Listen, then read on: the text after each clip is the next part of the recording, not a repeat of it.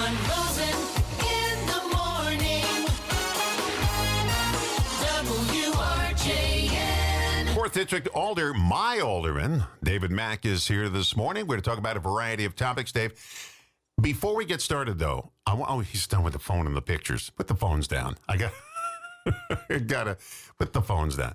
I got to ask your wife how she handles you at home, because she's a school teacher.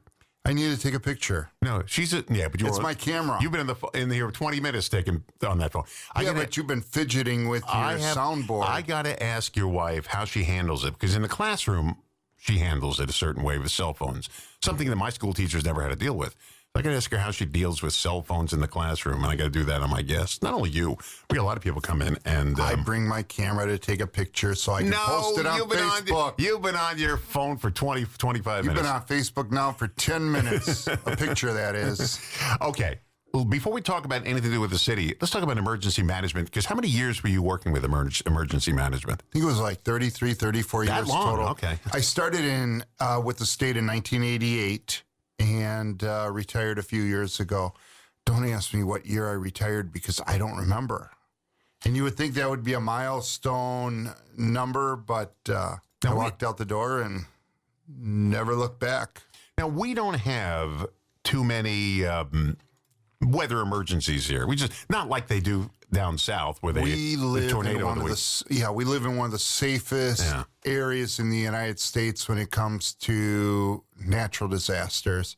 Yeah, we get occasionally bad storms, but overall, we live in one of the safest places to be. We don't have the earthquakes. We don't have the big tornadoes. When we do have tornadoes, they tend to be smaller. That doesn't mean that we can't have one, but generally speaking, this is not an area that gets hit with severe weather frequently. And what we saw the other night was straight line winds. I was terrified. I was terrified when I saw that. It just bent my flagpole over, which that's a metal flagpole. And then it took a box we had it's not aluminum? Aluminum, could be aluminum. You ever see what happens to an aluminum can when you step on it? Yeah, but this, I could see it shaking from the wind, and then it just went over. We have a giant box on our porch, and not only did it roll off the porch, it went into the air, and it's a big, giant plastic box, and it took off into the air, and I found it up our driveway. I don't know how I got up at that end, but that's scary to see that. Then we drove through Wind Point, and we saw all the trees down, but I don't mean like small birch trees. I mean giant trees just uprooted. I mean, it's got to take a lot of force to do something like that. Well, I don't know what the wind speed was, but you had hurricane force gust winds. I'm sure that that evening I was over near your house. I was at the Eagles Club. We had a Fourth Fest board meeting in the basement there. And all of a sudden, things started to get dark outside. I ran up to look out the door, and things were flying all over, and there was huge hail. And all of a sudden, and the power went out. And it's like, oops, I guess we don't Meeting over. Meeting over. It was at the tail end of our meeting, but meeting over. Now, I had to say this, but on Main Street, one side is on a certain power grid, the other side's on a different power grid. Usually ours goes out and the other side is blinking their lights at us. This time, the other side went out, so they had no power, and we did. We had the power. I have two friends that live in Wind Point. They live across the street from each other. One had power, and the other one did not have power. So it's I don't know how they do that, how they figure it out, but those crews are busy. I don't recall seeing in the city of Racine the number of poles that were either snapped, bent, or down completely as I did from this storm. And I've seen quite a few severe thunderstorms and downbursts over the years, but this one, the poles, the utility poles, really took a beating. Now, when you were with emergency management, there would have been sirens if there was a tornado, but this was not a tornado. A lot of people think it was, but it wasn't. No, it was just, and the rain was going horizontal. It wasn't even Well, it's vertical 'cause rain. you Yeah. had 60, 70 mile an hour winds that were pushing it. I saw some pictures where the hail did damage to aluminum siding. I remember there was, I think it was Ozaki County years ago, there was a severe thunderstorm with huge hail, torrential downpour, and straight line winds, and it just shredded people's vinyl siding when those large pieces of hail started hitting that vinyl siding at 70, 80, 90 miles an hour. So let's talk about sirens because they're outdated, antiquated. Then why is that? For a number of reasons. One is outdoor warning sirens are meant to be an outdoor warning device. They are not meant to be heard in the house. Now, if you live across the street from one like you do, you're probably going to hear it in the house, but they're not meant to be an indoor warning device. They were meant to warn people outdoors. Number two, they're mechanical in nature, so they may fail. And when they fail and you say, I didn't hear the siren, so you don't want to put all your eggs in one basket. I had this philosophy as an emergency manager, no single point of failure. So you build redundancy into your warning toolbox. So I encouraged every household to have a NOAA weather radio, especially at nighttime, where it would go off and let you know. Outdoor warning sirens were only used for tornadoes, not for severe thunderstorms. And a lot of people, after this severe thunderstorm went through, said, why didn't the outdoor warning siren go off? Well, if you would have had a NOAA weather radio, you would have been notified of the severe thunderstorm. But guess what? We don't take severe thunderstorm warnings seriously.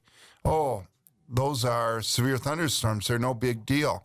Well, we saw that we had hurricane force winds. We saw we had ping pong ball size hail. And when you couple the hail with those strong winds, that does a lot of damage and can hurt people.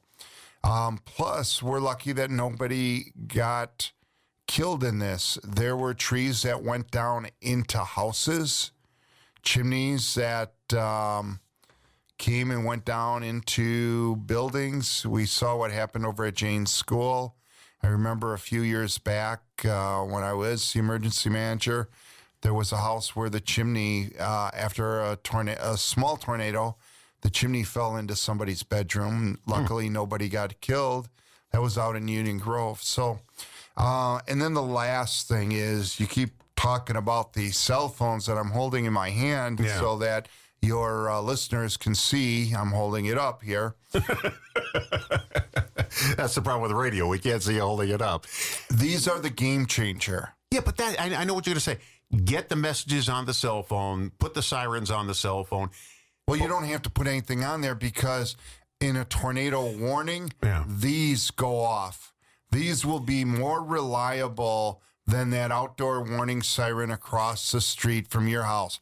In my opinion, I'd take outdoor warning sirens out because they give people a false sense of security. And I can say that now because I'm not the emergency manager, but I've just looked throughout the country how people rely on them, but they're antiquated, they're not reliable, and there are other means of warning. And cell phones with the tornado warning that comes across here, there's no way that you're going to miss it. And that's good. And you'll probably reach almost everybody on a cell phone. There are some people that still don't have updated cell phones. And there are people like me at night. I put my cell phone away now. I got to get away from the cell phone. Get the radio. Because if you're relying on an outdoor warning siren when, all right, let's put you in storm mode. I know your wife is shutting all the windows because she doesn't want the rain to get inside the house, right? Well, we don't open them anyway, but still. Yeah, so you got your house sealed up. Yeah. You're in a deep sleep. I know how loud you've snored because I've been here when you fell asleep at the council when we were doing political coverage. And so There's no way you're going to hear the outdoor warning siren, so get a NOAA weather radio. Well, I have one.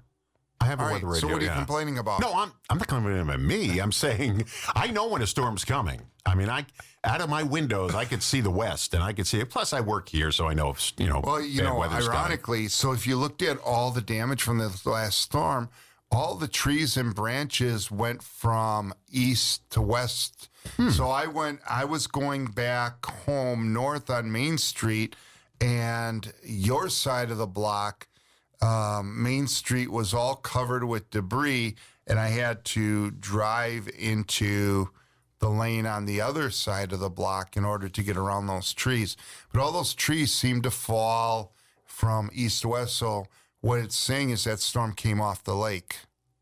So, but you're right. Most of the storms around here come from the west, but you do get storms that come off the lake. And I think this one came off the lake. Now, I did see a lot of trees broken right there on North Beach. They weren't toppled with the roots coming up, but you can see that they were split and branches coming off. I saw that.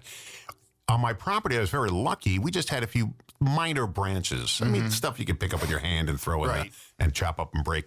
So I was lucky because I have a lot of huge trees. They're all pine trees on my property, and they just didn't topple.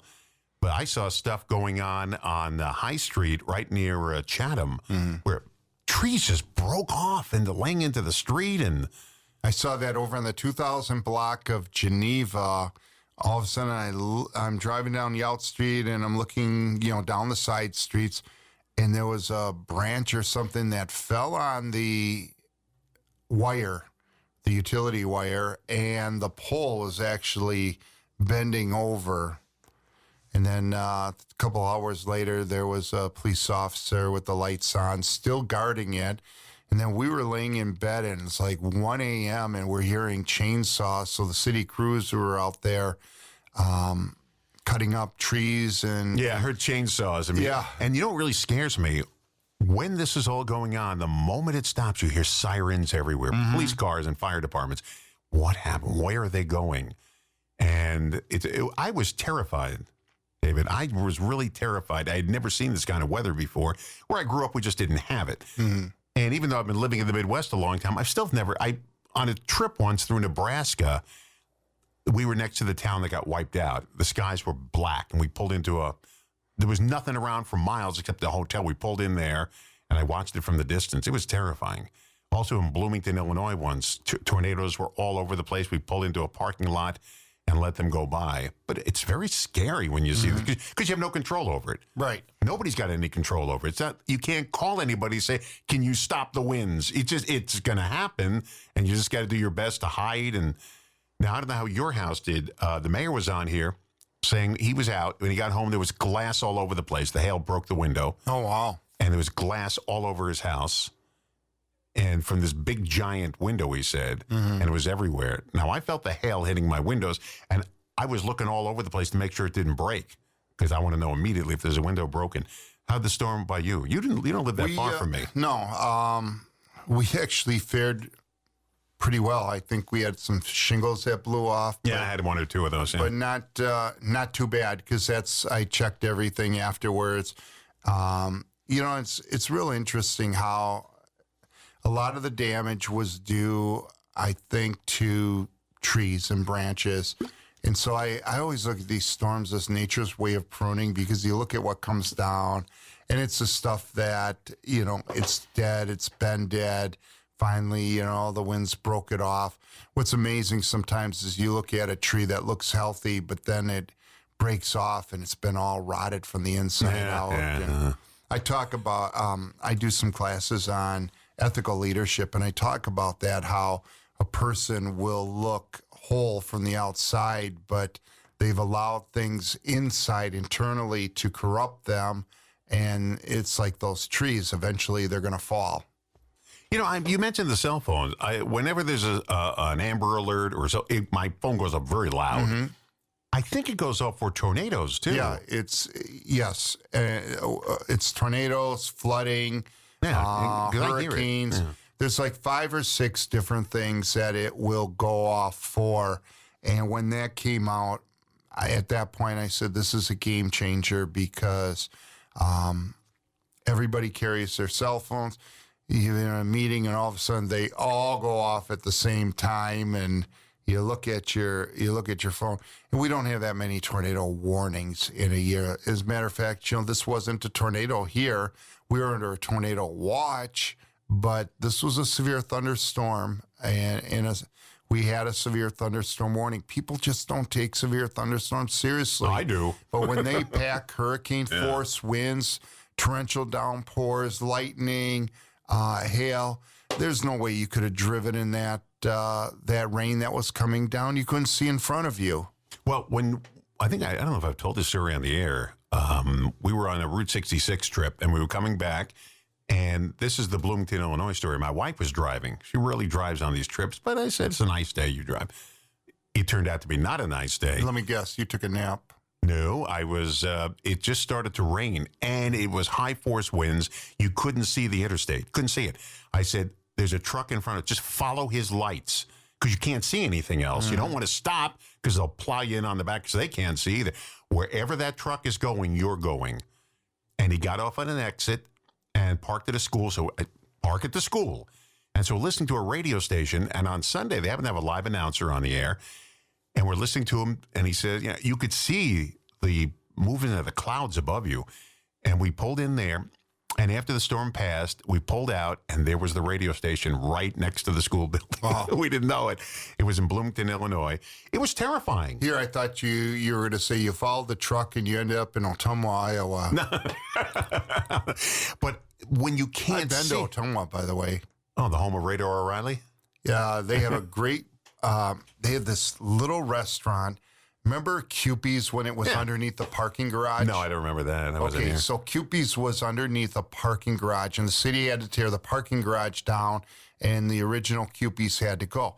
Well, we go to Ottumwa, Iowa for a loose meat sandwich. This place was famous for it, and it's this little place that reminded me of Cupie's, small little diner underneath the parking garage, just like the old Cupie's.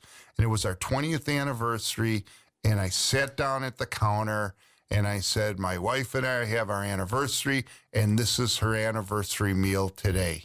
That's where you took your wife for an anniversary, loose meat sandwich? In Ottumwa, Iowa. Do you know how far Ottumwa, Iowa is from here? That's where you took Amy? All right. 4th District Alder David Maack is here with me today, and we were talking about emergency management weather in the first half hour. If you want to hear that, we'll podcast it. You'll be able to hear it, and we'll tell you when it's up. It should be up by later today or tomorrow, and we'll tell you about that because it's an important information you need. I love the idea of putting it on a cell phone, which it's always been. Mm-hmm. But you're right. It probably, because it gets your attention, and then you can read what's going on. Where the sirens go off, you really can't read. I know the first Saturday of the month, they always test them at 4 o'clock in the afternoon. People say, is it bad weather coming? Is it bad weather? But it's a test, and that was a very good half hour. I enjoy it. Thank you, David. I appreciate that. By the way, I want my own bumper music. Or, the song should say David Maack and Don Rosen. In the morning. Yep. So work on that for me. Yeah, next time I come in, I want bumper music. That's the first thing I'll do as soon as you leave. Work on that. Okay, now you have a new committee assignment now in the council. You're a 4th District Alderman. They have different committee assignments, and you just got a new one. Well, Or a different one. I was on when I got elected last year, I was assigned to the Public Works and Services Committee. Now, what do they My first do? meeting was like 3 hours long. Yeah, what do they do, by the way? Spend a lot of money. Okay. We probably spend more money than any of the other committees because we are overseeing the public works projects, the roads, the building repairs, those type of things. So we're dealing with change orders. We're dealing with final payments. We just had 2 public hearings. And last year, those public hearings, there were a lot of people that turned out for them. This year, not so many. But if you have a road that's never been paved in concrete and the road is failing, they will send out a notice saying, Don Rosen, you live on the 2300 block of Kinsey, and your road has never been paved before and it's failing, and we're going to charge you $120 a foot frontage foot to repave that road. And you're going to come to the public hearing and say, that road isn't that bad. You know, I've been driving on that road for 50 years and it can go another 50 years. And if the majority of your neighbors agree that, you know, the road shouldn't be redone, you know, the council's likely to say, all right, we'll give you another 2 years, but some point, Mr. Rosen, we got to redo your road because it's now reduced down to gravel and we're not going to maintain it. So we had public hearings on roads that staff or other people had requested to be redone, and also on alleyways. And then we took that long list. We listened to the public comments. We looked at the feedback that came back. We looked at how bad the roads were. There's a rating system. And then we as a committee decided, okay, this one we'll do, this one we won't, this one we'll do, this one we won't, this one we won't, this one we'll do, and came up with a list. So that list got approved last night at the council meeting. Our council meeting was 3.5 hours long. But anyway, back to, so I got appointed to Public Works. I had previously, in my previous 10 years on the council, I served 8 years on public safety and licensing. My parting gift was being sued in federal court. John Gotti and I have something in common. It's a 4-letter word called RICO. I beat my RICO charge. He didn't.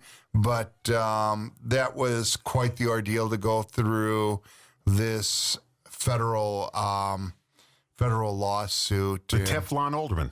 Yes, the Teflon Alderman. And then I spent 2 years on finance. And then Corey Mason appointed me to Public Works last year. Never had served on it. And so I'm learning something new. Well, last year, Molly Jones stopped coming to the meetings and she didn't let us know that she was sick. And so by default, I started chairing the meetings. And then with one meeting to go, the mayor appoints me as the chair of Public Works Committee. One meeting to go. And it's like, okay, could have taken that action a little sooner, but whatever. And then we changed the rules on the council so that the council president appoints the committees, but that the committees elect the chair. So my committee elected me as the chair, and they elected Alderman Perez as the vice chair. And so in the past, the mayor appointed those. Now you should have Sandy Widener on here. She got elected the chair of Public Safety and Licensing by a coin toss. Mm-hmm. There were 4 people that showed up to the meeting. The vote was 2-2. And Jeff Coe happened to be there, and he had a Susan B. Anthony dollar in his pocket, and he pulled it out, and he flipped the coin, and she won. Heads I win, tails you lose? Yep. Something like that? Yep. So now the committee you're the head of now is called? Public Works and Services. Now, you're in charge of streets. Right. Okay, and you must get... This is why I would never be in politics at all. You're very recognizable. When you go out in public, do you have people come up to you and complaining? I used to... I'm not talking about me, because I would never do that to you. My previous stint on the council, we couldn't eat at a restaurant without the restaurant owner coming up and sitting at our table and talking our ear off for 20 minutes, and it was fine, you know. But it's interesting when people recognize you. Now, sometimes I play coy, like they're like, "You look familiar," and I just shrug my shoulders, like, "I don't know," you know. I think I saw you on Dateline. They were looking for you. Keith Morrison was looking for you on Dateline. Now, if I mention something to you, I'm not going to be bothering you, I assume. And it doesn't matter who's in charge. When Melissa Caprillion was in here, I used to tell her about it as well. This is not just in Racine. I run into it a lot of places. The manhole covers are so recessed into the street when you hit them with your car. Sounds like you're going to crack a ball joint in your wheel. All right, so the manhole cover is in the middle of the street, Don. You shouldn't be riding down the middle of the street. Nope. You Not need by to the zoo. stay to the right of the center lane, okay? Not by the zoo. They're not in the center. You can't help it because if you drive I've it, never hit it, and I live over there. if I drive over it, I'll take a mirror off one of the parked cars. You can't move over that much. I've tried it. How come I've never hit it? Because you're amazing. I'm not. But this is really recessed. I don't know what. And I was going to take a picture of it the other day, but it was raining, and I didn't want to run into traffic with a ruler and start measuring it. It's got to be a good 3 or some plus inches below the street. I want to get a picture of you jumping out of your car, measuring the manhole cover. You know what I did do? Do you know how long the white dotted lines are in the street? Yes. I mean, no, but I know that you got out and measured it. I measured and it, yeah. I don't think they're as long as you say they are. They are. Because I talked to somebody who's They're actually... not 22 feet no, long. 12 feet. They're 12 feet long. Really? Right. And I talked to somebody who was in here. They were in here they were seeing Traffic Safety Commission, but their job was, doing that kind of stuff in the Do you county. still have the Racine County Traffic Safety Commission come in? Yes. You know who started that? You? No, Tom Carco's dad. Oh, did he really? And then Don Carco. Yeah, and then when Don Carco got off the Traffic Safety Commission, he wrote me into being the chairman of it. And so I used to organize all that stuff. And I'm glad to see that they're still doing something. No, they're not still. They stopped. Oh, they stopped. And That's too bad. and I called up and I found out who was in charge, who could be Tom Knitter. Okay. And I called him. I said, "Can we start it up again?" And he said, "Yes, we will." And they started from scratch, and they started up again with a new group of people. And the beginning of every month, I think it's either the first Wednesday or first Thursday of the month, they're in here talking about their new poster for the month. Cool. It's not a physical poster; it's online now. But yeah, so we got him back. Wonderful. I'm But glad yeah, to it's see 12 that. feet. And if Yeah. you can measure it if you have a 12-foot shoe, 12-inch shoe. Just measure it. And you'll see they're all 12. And this is So standardized. you jumped out of your car and No. I live on Main Street, so I got out of my car, I just got out there and So there's Don Rosen Measuring in the middle of the day, walking down the center of Main Street. measuring People it. are thinking that young man had a little too many root beers. Homeless man, crazy. get the net. Yeah, so I measured it, and it's 12 feet, and somebody verified. Yeah, they're all 12 feet. You know how sometimes you see a white line with some black added at the beginning of it to make it 12 feet? All right, so You should know this. This is your committee. so we've jumped out and walked down the center I of didn't the jump street. out. I live there, so I just walked into We're the going street. to jump out of our car and measure sewer manholes. Yeah, that'll... What other weird stuff? No, because it's got to be done. Because once someone's going to break an axle, cause a traffic accident, and you're going to say, "Gee, I wish somebody would have measured that. If we only had one good citizen who would have jumped into the street with a ruler, would have measured it and got back to me." We got a text message from one of our listeners. Let me guess, your wife? I can't give out names. I could just tell you. It said, "Tell David, I am riding now in my car. Yes, some of the manhole covers are in the middle lane. However, if I try to avoid one of those middle lane manhole covers, I'd be riding in the bike path." Shouldn't be texting and driving. That's not No, she got a Bluetooth. She doesn't have to do anything. Really? You drive and just talk, and it comes out on that. Oh, wow. I know. Now you got to. You know what? You never did come back to Ottumwa, Iowa, and why I was in Ottumwa, Iowa. While we're All right. there, So the home of Radar O'Reilly. Eldon, Iowa. Do you know what's famous about Eldon, Iowa? No. Have you ever seen that picture of that old farmer and his wife holding a pitchfork? Gothic, The American Gothic. American Gothic. Yeah. So the American Gothic house is in Eldon, Iowa.